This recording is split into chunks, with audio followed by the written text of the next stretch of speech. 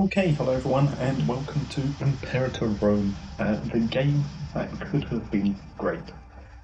This is a video that I've been wanting to make for a while. I've just been compiling sort of everything, all of my thoughts about the game, the various mechanics and things, and I'm going to go through the things I think are good, the things that I felt are sort of, they're a bit I don't, they're not the best, but at the same time, they're not the worst things about the game. They're things that I can work around. And then I'm going to go on to the things that are bad, that really needed to be changed or improved or added to. And so we're going to go through that pretty much. It's the game that could have been great. I've played this game a bunch, I suppose. I'm not going to be the best player of Imperator. I'm not sort of like someone who plays 4X strategy games from like Paradox all the time. However, I have played Imperator a bunch, and I have had fun. I do enjoy playing the game. It is, I find it fun. Others find it boring, which I completely understand. But we're just going to go through the things that I like, the things that I find neutral, and the things that I don't. I'll be loading up save games that I have, at least on this laptop. I'm going to load up some save games that I have, just to illustrate the things that I find bad or good, just to highlight things. So with that, let's get into it. Let's go single player and start with the things that I like. So, starting off then, once we load in with the good, and the first thing that I do like about the game is the map. The map is good, it's pretty large, it's pretty detailed. There's a lot. I suppose you could say there's a lot to do. There's a lot of nations to choose from. So here we go. If you haven't seen it before, this is Imperator as it looks, with the 2.03, the final patch that they released. This is how it looks, and as you can see, it's pretty large. It does actually spin like a globe. You've got all of these nations in India that you can play. You've got all of these nations in the Middle East, the Near East. Up here towards the steppes, you've even got some of the Tibetan plateau up here with some, I suppose, proto-Chinese nations, but then they're sort of not really. They're just sort of Tibetan and other steppe tribes up here. And then, of course, you've got the Diadachi around here. You've got sort of like the Diadachi kingdoms, Egypt, the Antagonists, the Seleucids, Thrace, Macedon, Pontus, Epirus. You've got all of the nations around here in the Near East, with Anatolia, and Greece and all that. And then, of course, you've got Italia. You've got North Africa, and then of course you've got all of the Hispanian tribes, all of the Gallic tribes, the Belgae, the Germans, and then of course all of the tribes in the British Isles, which I find the tribes to be quite fun. So the map, it's pretty big, pretty detailed, and if I just select someone, select Sandom, sure, start the game, whatever. So here we go. This is the map as it starts off, and you can tilt the map. If I can remember how to do it, there you go. So as you can see, you can tilt the map. It does set back to pointing directly north, but it doesn't actually re-tilt itself. But as you can see, when you scroll around, the map's nice. The map looks good. There's various things to pay attention to. You've got different types of farmland. You've got hills, you've got desert, you've got mountains, you've got impassable terrain such as mountain belts and impassable deserts, particularly around here. All of this is impassable terrain. Same with down here, and then you've got things like desert hills, you've got swamps up here, and you've got various buttons that you can select, particularly to show things like supply, regions, provinces, and there's plenty more to choose from. All of these are good things. All of these are like, terrain. There we go. So we can select terrain, and that should show us the various terrain features. It's pretty self-explanatory. Simple terrain. There you go. That shows us. It particularly well exactly what all of this stuff is. So you got sort of like farmland, plains, hills. You can see the deserts that are around here. There they are in a grey, marshlands, jungle, particularly over here in India. Even shows the lakes, nice and easy. All of the stuff is very nice. Generally, the map, the look, how it is, and that moves me on to the actual nations that you can play, the actual countries. Obviously, I've selected Samnum because it was just a quick, easy thing to select, but you can choose any of these, and they all have their own unique features, particularly in terms of their culture, their heritage, and that determines pretty much like levies and minor bonuses that they can get. So, for example, Pictonia has the Pictonian culture that determines what levies they can raise. If we were to go over here to, say, the Iceni, they have got Iceni culture, which means that they have different levies that they can raise, which is 20% infantry, 25% chariots, and 55% heavy infantry. For example, Pictonia, they've got 5 different things that they can have in their levies, and these things all determine exactly what levies you can get, which determines your starting army at least. It's interesting. It's not a massive thing, admittedly, but it at least makes every nation a little bit more unique with heritage and culture. And what I mean by heritage is it's a separate thing from culture. If I go here to Samnium, and if I can find where it is, there is a thing for culture. Here we go. Or heritage, at least, rather. So, as you can see, we have got the rural heritage, which determines that we can found a city for less. We have cheaper military provincial investment costs, but we do have lower tribesmen happiness, for example. These guys, I don't think I can actually see them, unfortunately. I don't think I can. No, I can't. But everyone else has got different cultures and heritage, which means each nation is a little bit different. These buffs, whilst you might not notice them particularly, they may not be a massive standout thing, you can at least notice them. For example, if you play Samnium, you can found cities left, right and centre, but then you go to someone who's got like a plus 25% found city modifier, for example, probably one of the Germanic tribes, let's be honest here. One of these guys probably got like a plus 25%, plus 50% found city modifier, which means you can barely get any cities out. And this is all good things. And if I now change to one of my save games, I will show the next thing that I like about the game. So here we go. Welcome to Albion, which is a formidable nation in the British Isles. As you can see, I have gone past the end date of the game. However, the next thing that I want to point out is legions and units. As you can see, my legion here has got quite the variety of units here, and normally you can only raise levies until you put in the correct law. And here are our levies. As you can see, I have got no options in how to on what levies I can and cannot raise. I have no influence on this. I wouldn't have 49 units of light infantry in a levy, but I don't get to choose, and that's because they're levies. They're just population that's forced to war whenever you go to war, if you raise them at least. And so, you can't choose about that, and that is a problem for countries that aren't able to raise a lot of heavy infantry, for example, or archers. However, with a legion, once you enact the correct law, they're called different things, but they all do the same thing. For example, as a monarchy, or in this case an empire, if you allow the royal guard, that allows you to raise a legion in the capital. And with a legion, you get so much more flexibility. For example, in my legion here, I've got 24 cohorts of heavy infantry, 8 heavy cavalry, 8 horse archers. I've got 4 war elephants in here.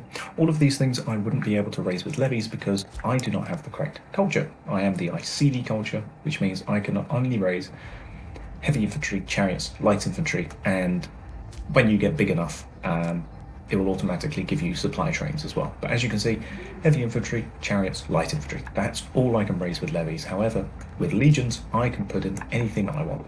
So long as I am importing the correct things to the capital, and my capital over here, or Venta Icenorum, I need to import steppe horses and elephants, which I did at some point. Obviously, I am not now. However, that doesn't matter because they remain in my army.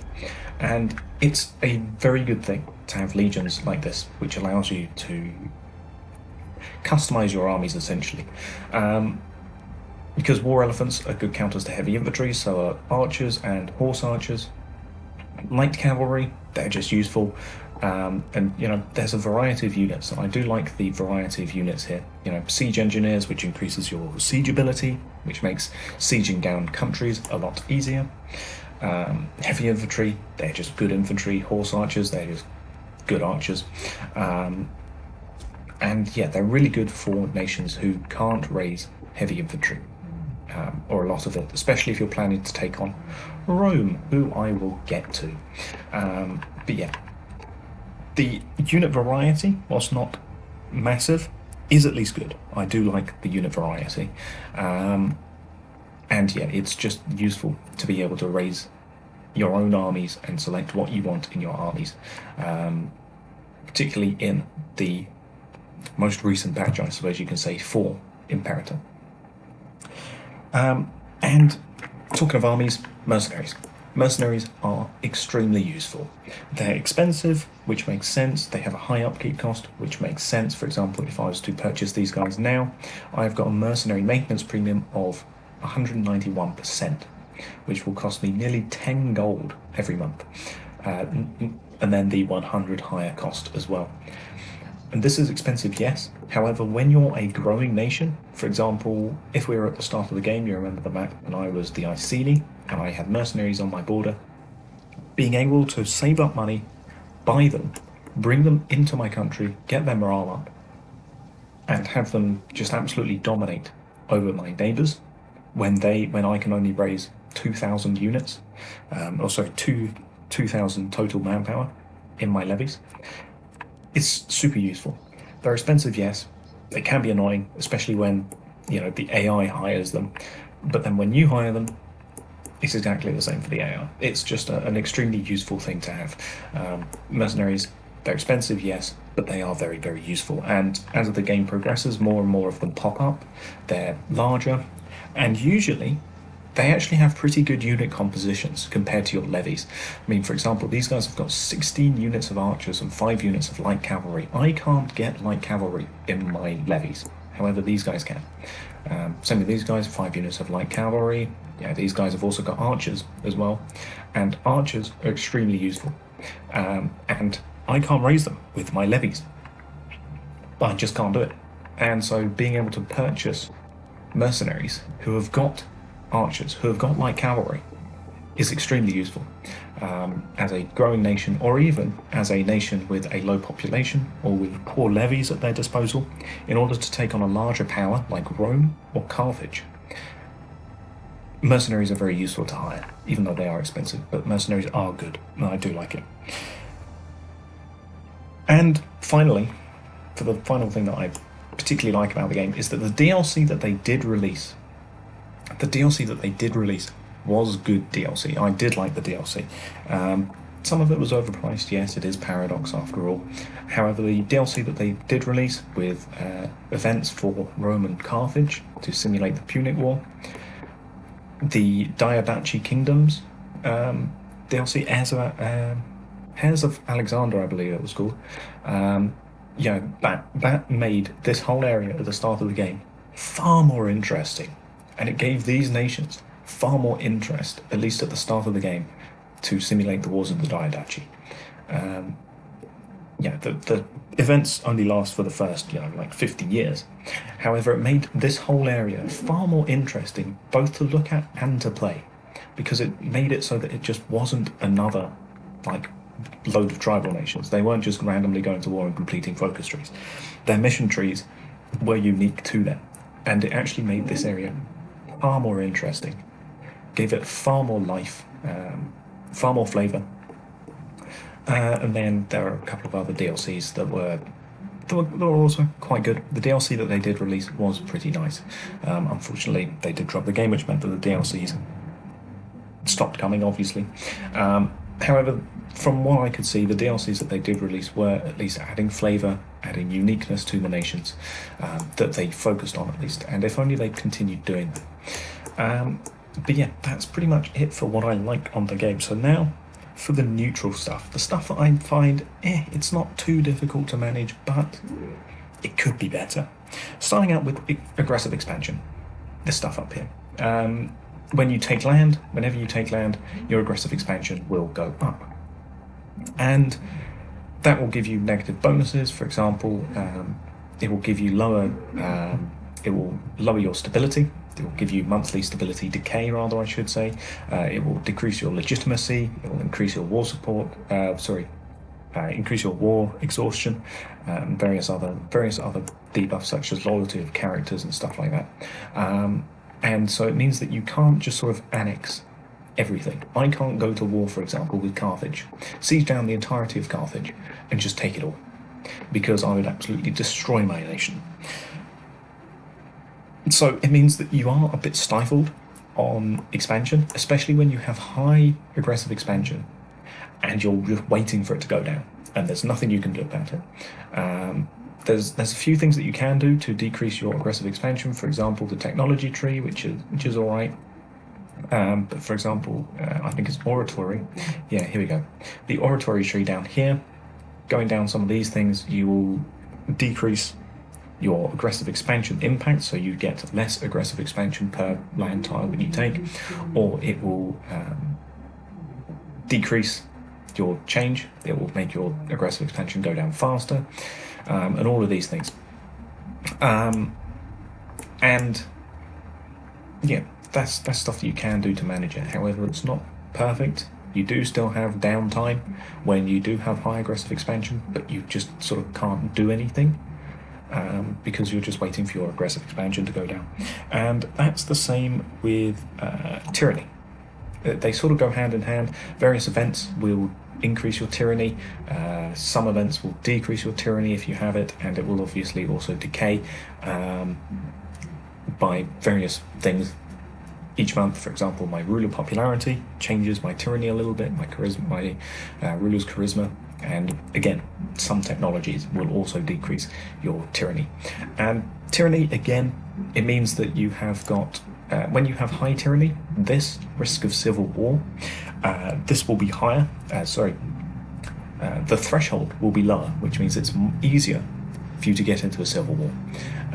And tyranny is not too unmanageable, so long as you sort of like keep an eye on it and sort of don't choose events which give you lots of tyranny within a short time span, or do events. For example, if I was to go here to the Roman Kingdom, I was to go here, and I was to go to, for example, this person, Cornelius, I was to inspire disloyalty, I would get 5 aggressive expansion. If I was to have my ruler here, my emperor, who is my emperor, this guy, if I was to have him assassinate one of his rivals here, for example, the admiral here, I would gain 7 aggressive expansion, and I would also gain 7 tyranny. So if I was to just do this, there you go. As you can see, I now have aggressive expansion. It gives me claim, fabrication speed, debuffs, stability change, and tyranny gives me all of these debuffs and some buffs. And so yeah, whilst they are annoying, they're not too unmanageable. It's not the best system. However, it's not something that, so long as you keep an eye on it, will get out of hand. It's just sort of there. And talking of that stuff, civil wars. Your civil war threshold, as you can see, because I now have some tyranny, it goes down.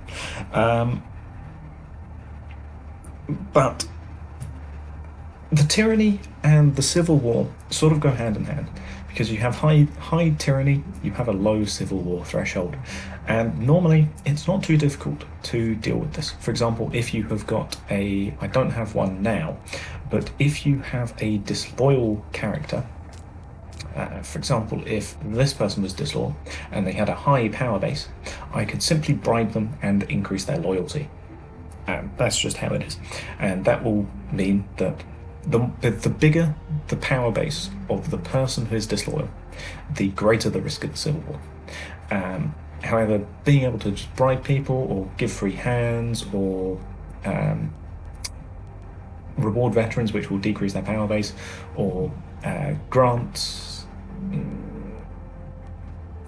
that's not here, but grant a holding to a character, that all those things will increase their loyalty. So long as you keep on top of people's loyalty, and again there are various technologies, I think in religious advancements, which will increase people's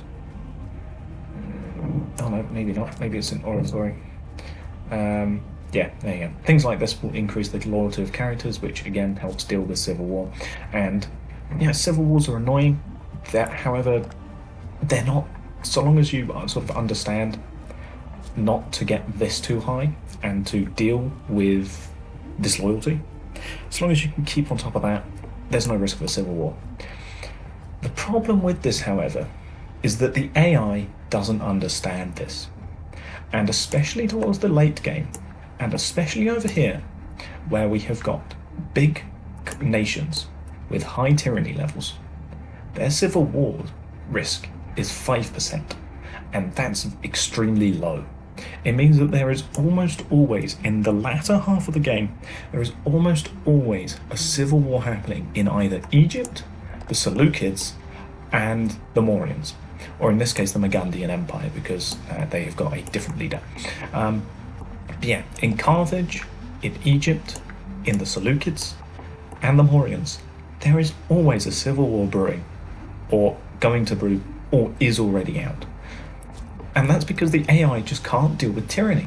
If we look at all of these nations, tyranny, minus 11.92, tyranny, minus 11.97, Carthage, minus 8.56. The Magandians are a bit different because they have got Egypt flavor events, and that means that they've got the Mauryan decline. But again, tyranny, minus 4.93. And it just keeps spiraling down because the AI doesn't know how to deal with tyranny. It builds up a massive amount of tyranny, which means that it goes into a civil war. And then when they end the civil war and punish the people that caused the civil war, they get more tyranny. And that just causes it to go all over again. The AI just doesn't understand how to deal with civil wars, and that means that these guys, Egypt, once they've taken out Upper Egypt and cemented their power over here, they do nothing. The Seleucids, once they've sort of dealt with the tribes up here, and maybe some stuff around here, dealt with Armenia, for example, once they've dealt with these guys, they do nothing. The Magandians, or the Mauryans, once they've mostly cleaned up the tribes down here and maybe up here, they do nothing. And that's because they're in a constant state of civil war. They just can't deal with it. It means that Rome has got free reign over here. Carthage pretty much clears up this. Carthage will take this. Carthage will take most of Hispania until war goes to Rome. Until Rome goes to war with them at some point and takes a random bit of land, because that's just what the AI does. But yeah, it means that the AI just doesn't understand how to deal with tyranny, and it doesn't understand how to deal with civil wars.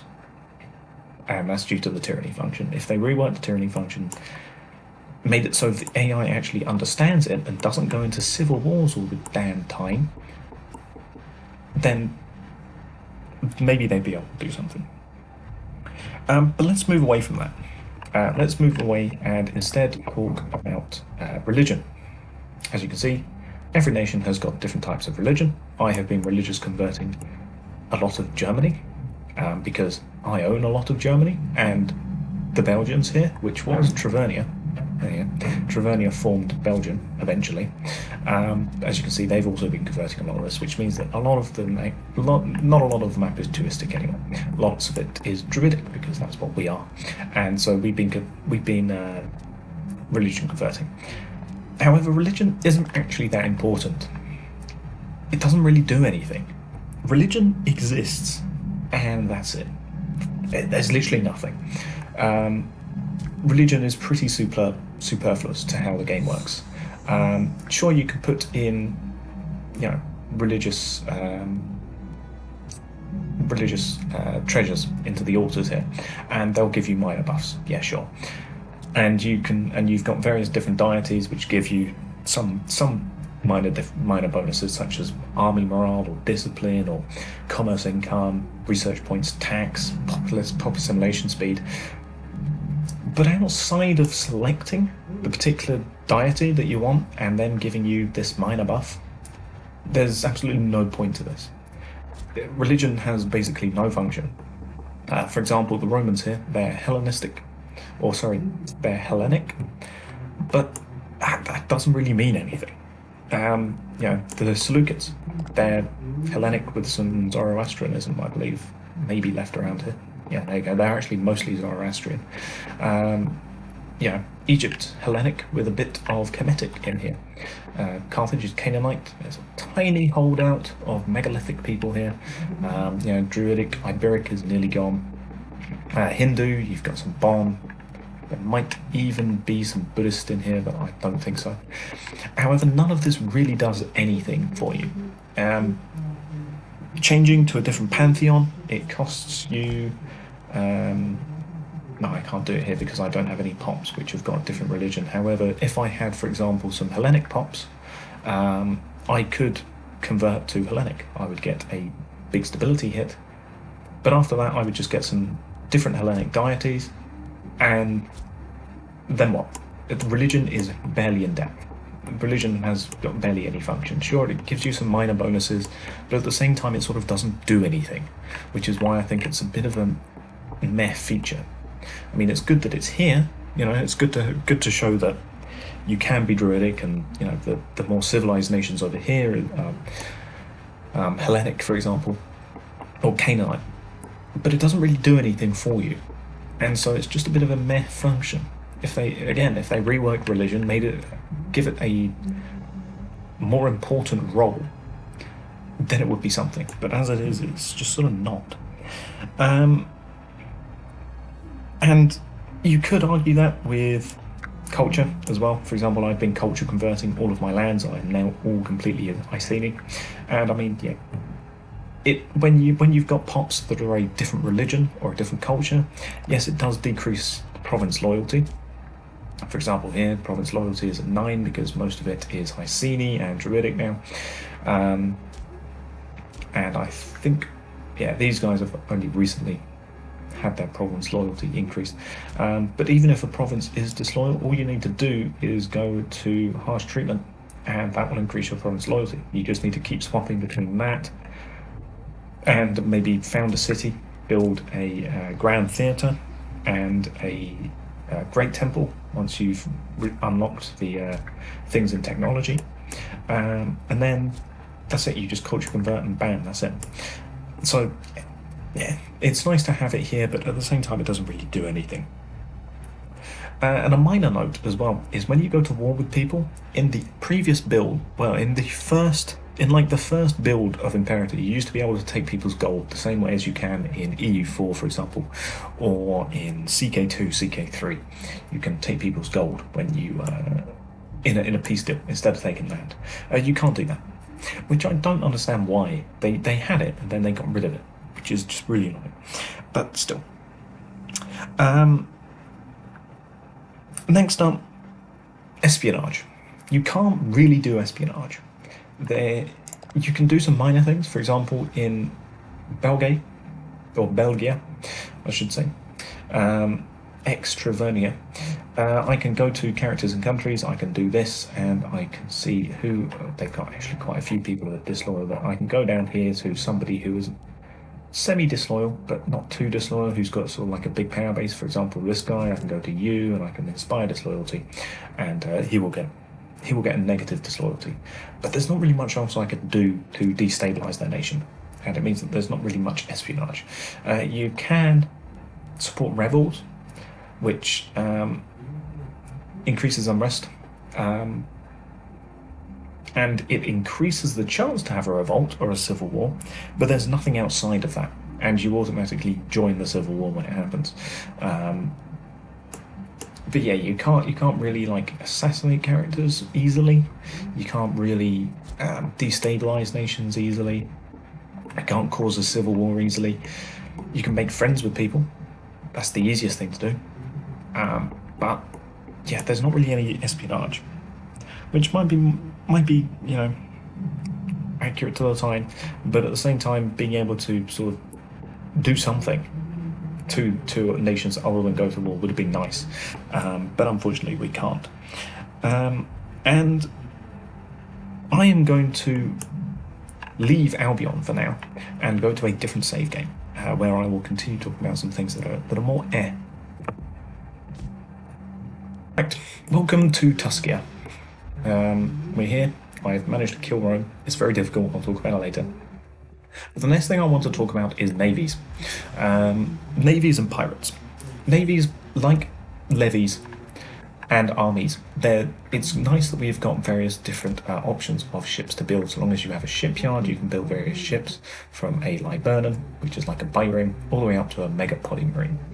Mega polymarine. Heavy ships. You can build various different types of ships, and they're very useful. These things allow you to do port assaults, which is nice because they're heavy ships.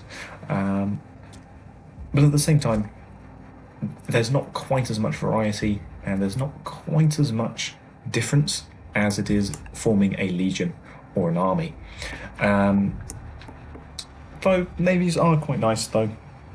Again, like the armies, there is a bit of variety. But the main thing that I want to talk about here is pirates. Around here, if I go, it's diplomatic map mode. As you can see, for example, I've got a pirate haven right here in this settlement. Not too sure how, considering I don't have a port here, but apparently there's pirates here. We'll just go with it.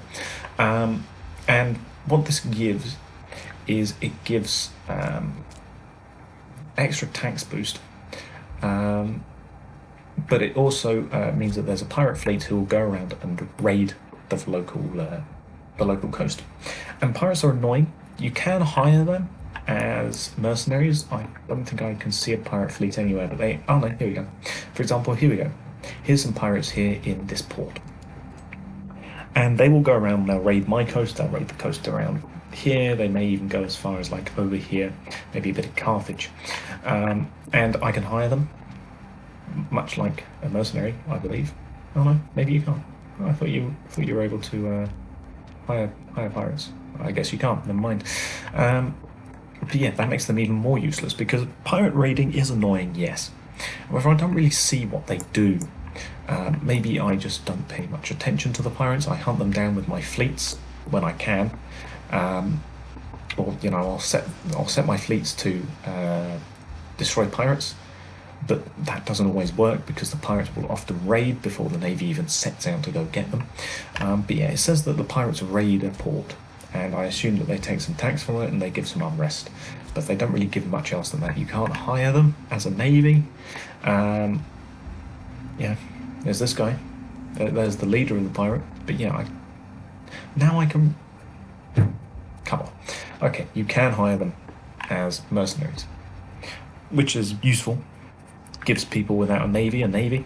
If I, for example, went to war with Carthage and I decided I needed more ships, as it is I outnumber them by like 40 ships, but if I decide I need more, I can hire some pirates. But at the same time, the pirates don't really do anything else. They raid, and that's it. I don't really see what they do when they raid, because they don't really do anything when they raid. It just says you've been raided by pirates. But yeah, some different mechanics with the pirates would be nice. Just make them more interesting. And talking of raiding and fighting, also in the military here, we've got military traditions. Military traditions are nice. I do like their idea. You've got two different trees, depending on your culture. Again, this wraps around to culture. Depending on what your culture is, you would have access to different military traditions. For example, as Albion, or in this case, any of these guys, any of the barbarians, get Britannic and Celtic traditions, which, as you can see, they give various bonuses to mostly the levies, that you can get. Greeks, for example, the Greek cities over here, Thrace, Macedon, Epirus, they all get Greek traditions, which buffs fort defense, navy things, archers, particularly heavy infantry around here, I think, somewhere. There you go. Bit of heavy infantry. Romans get a lot of heavy infantry. And Italic tribes, Levantine kingdoms, which are around here, they get these things. Indians obviously get around here. Persians, that's what the Seleucids, the Parthians get. And Carthage gets Punic and Numidian traditions. And they're a good idea. They do give some very good buffs to your levies, because they are based around what levies you can get. So obviously the Romans, the Italics, get a lot of light cavalry, they get some cavalry, some heavy infantry traditions, because as Etrusca here, we get light cavalry, archers, heavy infantry and light infantry as our levies. So the military traditions are going to buff that. However, at the same time, the military traditions are, again, relatively superfluous. They give some buffs, but you don't really notice it. For example, heavy infantry discipline there, heavy infantry defense, they're useful. You understand that they're good, but at the same time, they don't really do anything. They obviously do something, but they don't actively show that they're doing something, because heavy infantry will beat most other infantry and most other unit types quite easily without these buffs. Triari, Scutum, Honour of Service. Heavy infantry is already peak infantry, and it means that your military traditions here, they're useful and they're nice to have, and they're useful because, for example, you can get down here, you can increase your levy size multiplier, which means that you get more units. Who doesn't want that? But at the same time, they don't really actively show a buff. And if I may, the levy system as well is pretty imbalanced, because it's mostly the way that units are and the way that levies are.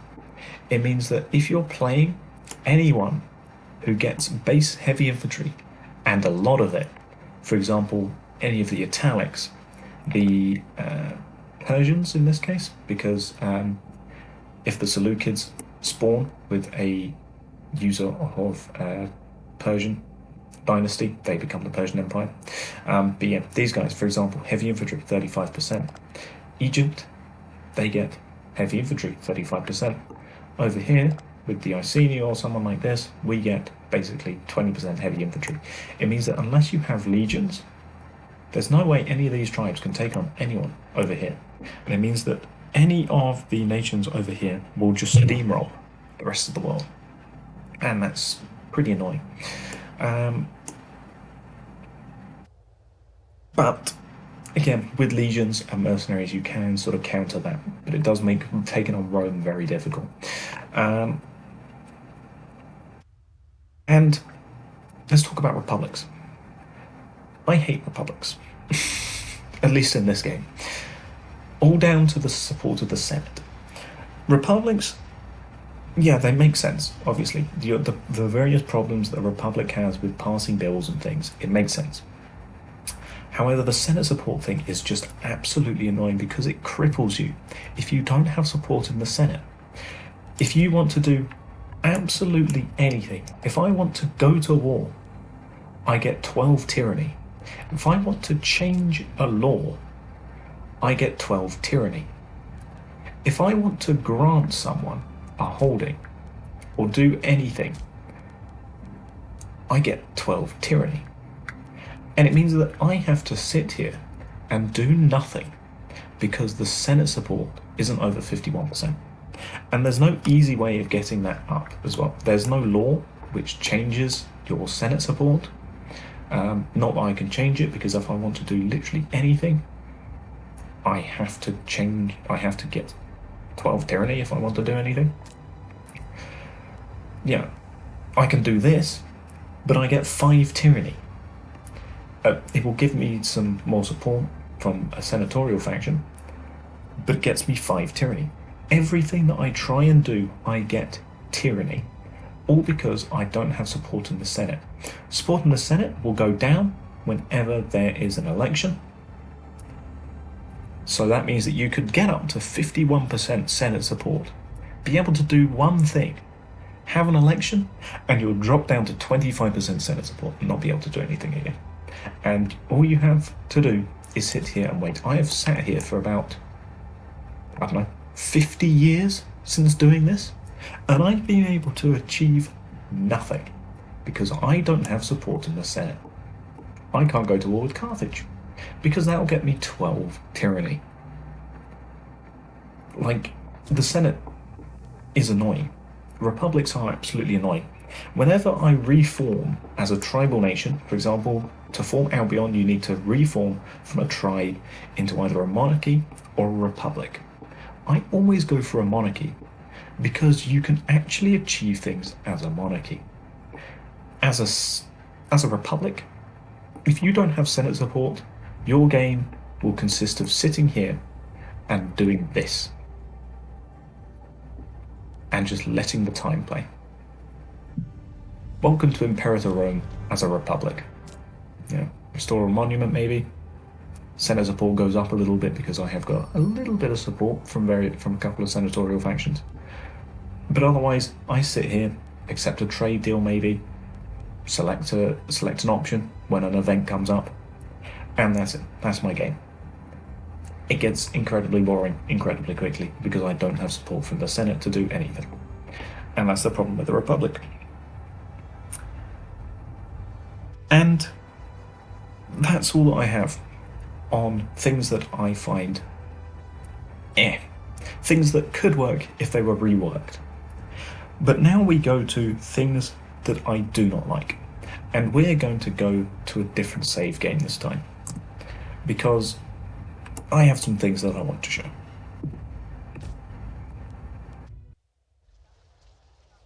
Right, welcome to Albion again, but this is a different Albion. I formed it via Hibernia, so I formed it over here. But the first thing that I want to point out here is power blocks, particularly towards the end of the game, which is that you just get massive power blocks which don't really shift except for one nation, which is Rome, because Rome cannot be stopped. But Rome is something that I'm going to talk about in a minute. You get power blocks which are incredibly difficult to break up. Normally it goes Carthage, Egypt, the Seleucids, India, Rome. And one of these nations will eventually consolidate all the tribes. And then if you're playing in Albion, if you're actually playing in the British Isles, you will form Albion yourself most likely, and so this will be a power. So you'll have a power here, you'll have Rome, possibly Carthage, Egypt, Persia, and India, and possibly Thrace or Macedon, or in this case Armenia. But it means that you get power blocks, and power blocks are very difficult to take down, especially as a tribal nation. Even though I have reformed into Albion, I formed it via Hibernia, which is the most difficult one to do, and not one that I would suggest you doing if you're actually going to form Albion. But it all comes down to population for the most part, which is actually, if I load up a different Albion game, if I load up the previous one here, you'll see what I mean. So power blocks, you can't really take them down, and it's incredibly difficult to take down a power block that's far away from you as well. It means that you sort of have to go to war with whoever you're next to, and it means that, here we go.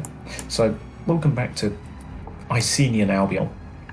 So the power blocks here, we've got the Seleucids, we've got the Megadians, we've got Egypt, we've got Thrace, Rome, Carthage, Belgium, and me. You've got a couple of small tribal nations here, you've got a couple of things in here in Rome, you've got, the remains of the Bosphorian kingdom down here, and a couple of other nations around here. But for the most part, you've got 9 major nations, and there's nothing you can really do to change that now. As you can see, here I am, Albion, I've got 5,495 pop. Carthage has got 11,000. Rome has got 20,000. Thrace has got 6.3 thousand. Egypt's got 11,000. The Seleucids have got 16, and so have the Megadians. I cannot take down anyone. Belgium even has got 3,600. I can just about take down Belgium, even though they have so many vassals that, they've got all of these guys as vassals. It means that I get vassal swarmed, but it means that once you get to the end game, you've just got power blocks that you can't break up. I could go to war with Carthage. I might be able to win against Carthage. I can't deal with Rome. Rome went into a civil war, by the way, which is why they're now a Roman kingdom, because they're a dictatorship. But I don't have the population, nor do I have the levies to take on Rome's heavy infantry. And that's the problem with the levy system, which is that also I can't raise infinite legions in the capital because I am not a great power. I'm a major power, but not a great power. If I go here to laws, royal army, I need great power, and I need the invention of cohorts. I have the invention of cohorts. I'm not a great power because I need over 500 territories, which would mean that I would need to take out probably the rest of Belgium in order to become a great power, and then I would have to raise a legion. But I don't have the population to have a big enough economy to have the upkeep of the legions. My single legion here is costing nearly 50 gold in order to maintain this 67 stack legion. I mean, granted, this is probably too big of a legion size, but at the same time, it's the only one I can get. So I can't take down Rome. Rome can take down me. Rome can take down Belgium. Rome can take down Carthage and Thrace and the Seleucids. Rome could take down anyone they like. But you would need a coalition between the Seleucids, Egypt and Carthage to take down Rome. And even then, Rome would still beat them. And it means that the power blocks you just can't break up. And that's just completely annoying, because now that I have taken out this stuff and this stuff, I can't really expand anymore. This game is over, pretty much. I can sit here, I can maybe go to war with Belgium, I can see what's happening in the world.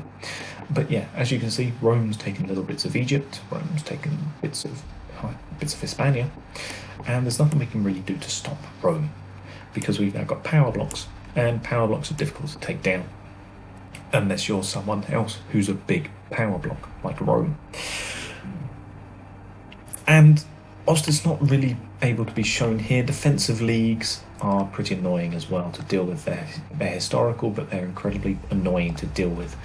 Nobody here is in a defensive league because the only remaining players are either vassals. Oh no, here we go. This guy's in a defensive league. And it means initial expansion for tribal nations is difficult. Once you get past the initial expansion stage, you can sort of take down 5 or 6 tribal nations as a larger power pretty easily, but it sort of stifles your expansion as a smaller nation.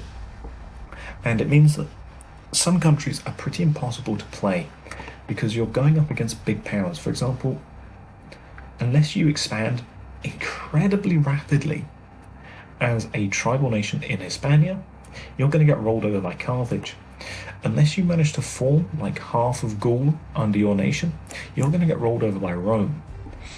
Unless you can somehow keep the peace with the Mauryans, you're going to get rolled over by the Mauryaans. Same with anyone playing down here in Egypt. It means that some countries are pretty difficult to play as and succeed and survive to the late game. Playing in Britannia, that's different. Rome never gets this far. This is pretty much as far as Rome will get before the end of the game. And that's just how it is. Yeah, just trying to take down power blocks and trying to expand as smaller nations, it is pretty difficult. And that moves me on to Rome itself. Rome itself is incredibly boring. I do not like playing as Rome in a game named Imperator Rome. And that's because Rome is just completely OP. They obviously wanted to buff Rome because Rome obviously is the major power. It is the Roman times after all. But Rome gets numerous very annoying overpowered buffs. For example, their civil war. They get the normal debuffs and buffs. For example, they have got the base 25%, they've got a great power status which lowers it, and they've got a whole load of tyranny. But because they're Rome, they get a 10% buff that nobody else ever gets, because they're an antagonist nation. And that's just completely unfair for anyone. Nobody else gets that. Rome gets an already unfair advantage on top of their incredibly large starting population and their mission trees, which nobody else has. Rome will get free casus bellis. Rome will get free claims on neighbouring lands. Rome will get their own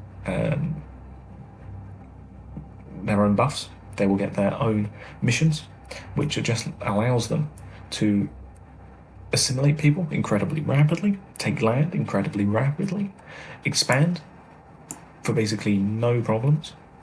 They can have this whole thing, and there's just nothing you can do to stop them. Playing as Rome gets boring very quickly because just nobody can stop you.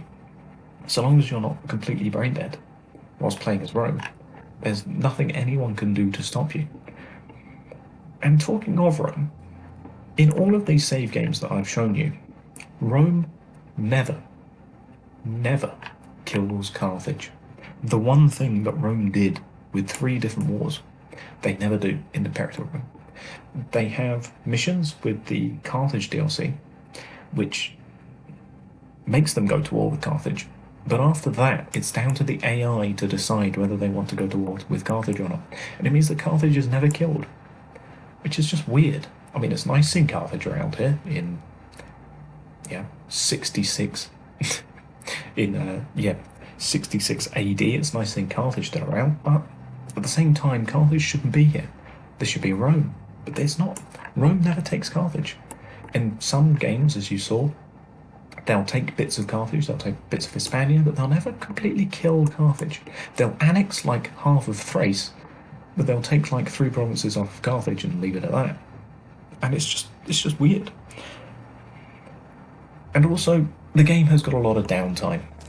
For example, if I was to press play here, nothing could happen for like 3 months. Time's ticking away. I get this, which is to support either Stonehenge or one of my two wonders which I built, which is a good thing about the DLC. One of the DLC did bring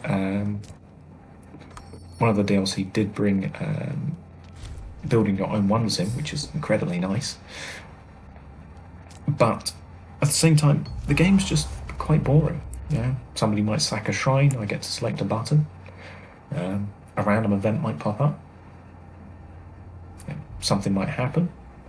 But this is the game. You just sort of sit here, look at the world. There's the Seleucids, there's the Megandians. They're in civil war once again. There's Egypt. Time's ticking forwards, and I'm doing nothing. It's incredibly easy to get bored because there's just nothing that happens. There's no flavour for any nations other than a couple of them. Nothing's happening. It's been 3 months and nothing. It's been 3 months and I'm sitting here just sort of my legitimacy's doing. We've got Rome's at war, Carthage is at war with someone. Carthage is at war with Gravia. That's interesting, but again, there's nothing. No, trade deal. Welcome to Imperator. There's nothing. And the final thing that I want to bring up here is it could have been more. They could have added China. They could have added Japan. They could have added parts of Indonesia. They could have added more of Scandinavia, more of the steppe hordes. Modders have. There's a great mod on the Steam Workshop which adds all of China, all of Japan, even some of Indonesia. And, there's no reason that Paradox couldn't have done that. But they didn't. And it's a shame, because they could have added a whole load of area over here. All of China, all of Japan, Mongolia, Tibet, Indochina, Indonesia. They could have added all of these different nations in here, which would have given the game a whole load more life. But they didn't. They stopped developing it. There was no more DLC. The game really needs more flavour for tribal nations, because playing a tribe in Caledonia is absolutely no different to playing a tribe down here in Gaul, or one of the migratory tribes in Germania. There's absolutely no flavour. Or even a nation here in Hispania. Any of these tribal nations that you choose, there's no flavour to them. If they'd added in a DLC, for example, focused on Britannia, giving the nations in Britannia unique mission trees. Here's the mission trees. Welcome to it. It's anyone who's played EU4 will probably recognise a mission tree like this. Yeah, if they added more DLC, which gave more nations more focuses, it could have been better. It could have made the game so much more interesting. More people would have played it. It would have been more flavour for any of these Indian nations other than Moria. Any of the Greek cities other than like Athens, Epirus, and Sparta, because those are the only guys which really get unique focuses. Any of the Gallic nations, any of the Spaniard nations, even the Germans. They could have added unique mission trees for any of these guys in DLC or even just in updates, and it would have made so many more people more interested in playing the game. But they didn't, because they stopped developing it. They just dropped the game. And it's a shame, because Imperator could have shaped up to be a good game, like CK3 or CK2 or EU4. Maybe not EU4 with the newer DLCs, because people don't like that much, but even so, the game could have been held in high regard, and people could have liked it if they'd continued working on it and stuck it out.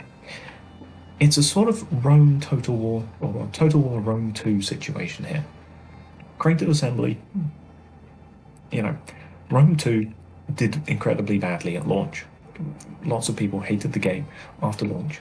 But instead of completely dropping the game and going on to something else, for example, like they did with Thrones of Britannia, instead, CA continued working on Rome 2. They continued updating it, they gave it DLCs, they fixed the bugs, they gave, so much more stuff and life into Total War, Rome 2, that it's now actually a pretty good game.